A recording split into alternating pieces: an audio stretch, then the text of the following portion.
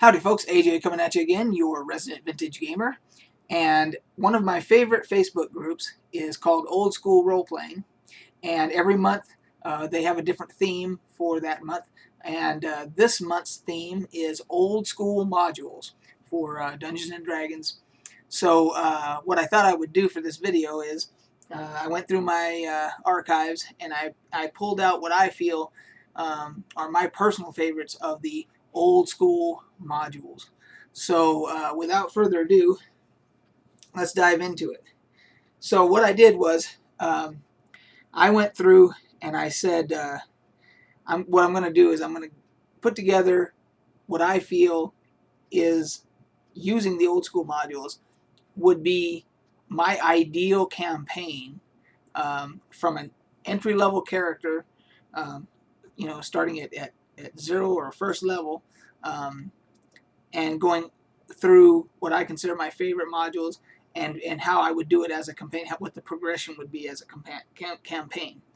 So I thought we would start off with T1, the Village of Hamlet, which is an introductory module, and as it says, they're introductory to novice level, so very absolute beginning characters, starting off at the Village of Hamlet, which is an absolute classic by Mr. Gary Gygax himself, and it actually led into, which didn't come out till later, the rest of the Temple of Elemental Evil. So what they ended up doing was they put together a compilation here. This one is T1 through T4. So this basically, this book here does have the Village of Hamlet in it, included, and then it finishes the entire Temple of Elemental Evil set of adventures. So, and what this does is, so you don't need this, but this is the old school, the original Village of Hamlet. I just wanted to show it. As long as you have this, and this would take characters somewhere through level 8, and those, of course, are absolute in the pantheon of great modules. These are right up at the top. But that takes your characters through level 8, right around level 8, and that is perfect to lead you into what I consider my favorite series of all time, which was the G series, G for Giant.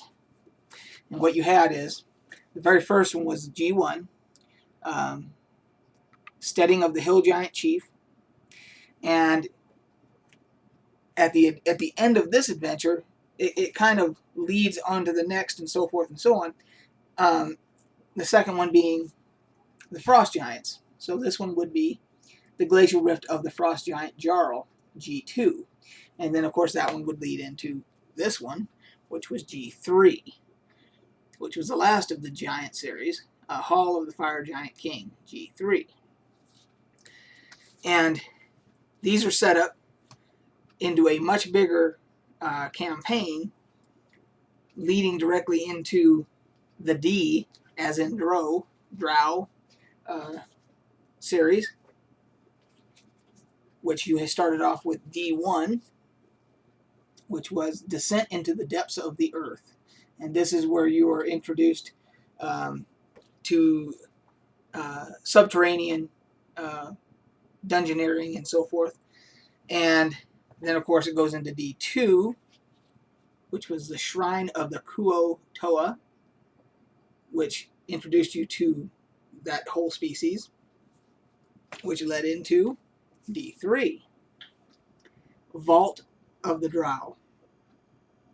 And you get to see kind of a prelude there of what's coming, because the climax to this entire series, the G and the D series, all 6 of those modules lead into the finale, which is Q1, Queen of the Demon Web Pits. And by now you notice that Temple of Elemental Evil took the characters through somewhere around level 8, and then you had the G series, the D series, and then the Q1, the finale, and now characters are somewhere between levels 10 and 14. So it kind of perfectly works together there. Now, of course, the segue between the T series, the Temple of Elemental Evil, and the D series, there would be some travel involved because they're in different locations on the World of Greyhawk and so forth, but that would be all part of the campaign. And this entire 7 module series here, the G, the D, and the Q, what they ended up doing was they ended up putting it into one book. It's the GDQ 1 through 7, and they call it the Queen of Spiders. And so this is, if you have this, you have everything you need for that entire series.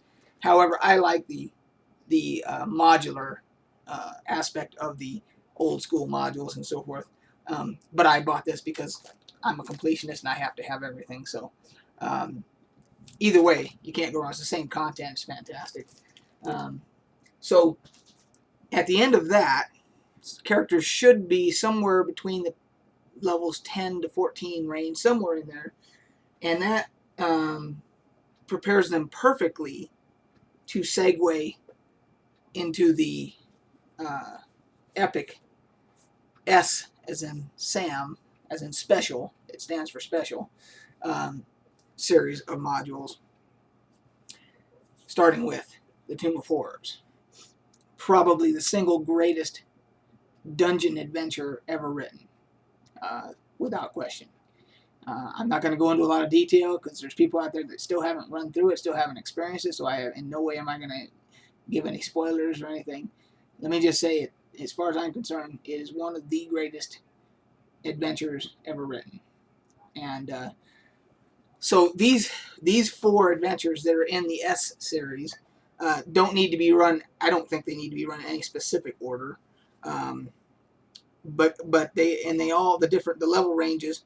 Like this one, the second one says levels 5 through 10. So if it was me, I would probably if I had led my characters through the GDQ series, I would probably put them into this one first because this is probably the lowest level of all these 4. But then from there, it doesn't really matter which way you go. So this is White Plume Mountain, S2, and then you have S3, which is a very unique module. Expedition to the Barrier Peaks. And again, I don't want to give any spoilers away or anything like that, but it's a very unique module. And then S4, the Lost Caverns of Sojant. And again, I don't know that after White Plume Mountain, I don't know that there's any specific order you need to go in or whatnot, but I just see a natural progression there going from the T series, GDQ, to the special series. There's other ways you can go. There's other modules, classic, awesome epic modules that could be fit into that campaign or whatever. I just see that envisioning myself as the DM, taking characters. I mean, and that would be, to go through all of that content would take an awful long time. So you're talking about an extended campaign where, characters where players could really get into their characters and so forth and just have a good time. So that's just my personal, and that's what we're talking. We're talking about old school modules, and I'm picking my personal favorites.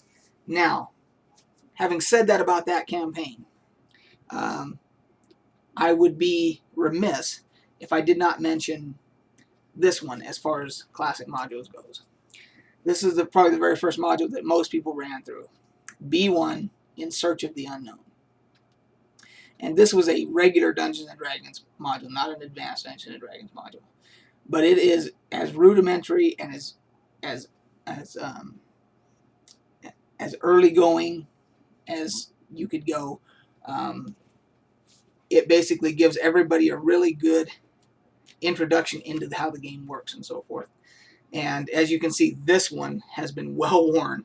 I've even got the masking tape on the spine here and the whole bit. So that one is has to be mentioned. And then lastly, I'm going to give these my honorable mention for classic modules. And a lot of people may not pick these, but for some reason, they have a very soft spot in my heart. I have DM'd these. I have played them both. And I have had epic gaming sessions in both instances as a DM and as a player.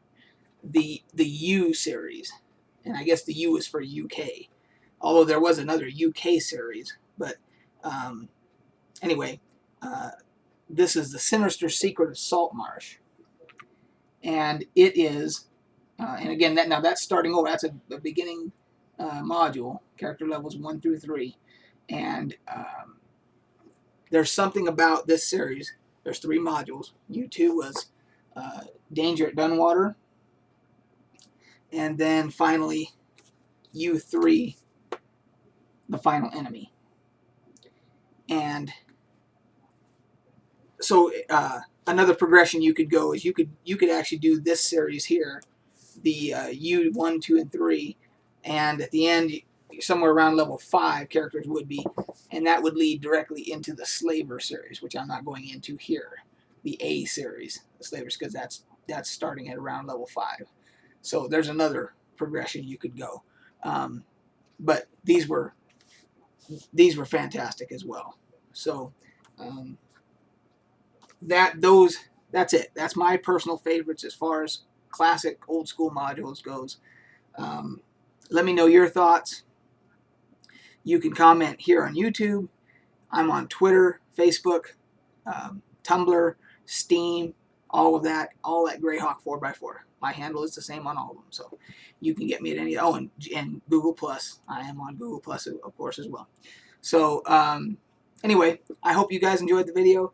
I don't know how many of you that'll bring back memories for and all that, but that's just my my thoughts on the matter. And I really appreciate Old School Role-Playing Facebook group having these themes every month, because it really helps me get ideas for these videos that I like to do. So anyway, until next time, guys, we'll catch you on the flip side.